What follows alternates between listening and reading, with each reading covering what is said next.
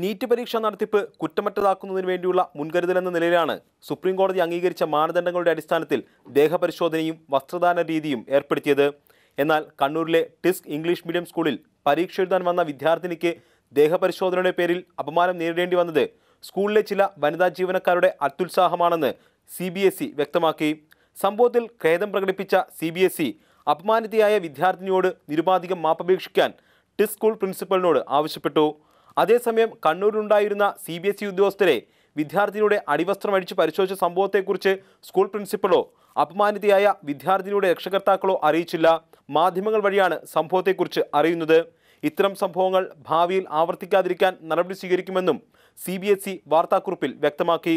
വിദ്യാർത്ഥിനിയുടെ അടിവസ്ത്രമഴിച്ച് പരിശോധിച്ച സംഭവം വിവാദമായതിനെ തുടർന്ന് കേന്ദ്ര മാനവ വിഭവശേഷി മന്ത്രി പ്രകാശ് ജാവ്ദേക്കറിന്റെ നിർദ്ദേശപ്രകാരമാണ് CBSE വാർത്താക്കുറിപ്പ് പുറത്തിറക്കിയത്. CBSE ചെയർമാൻ പ്രകാശ് ജാവ്ദേക്കറുമായി കൂടിക്കാഴ്ച നടത്തിയിരുന്നു. മാതൃഭൂമി ന്യൂസ്, ഡൽഹി.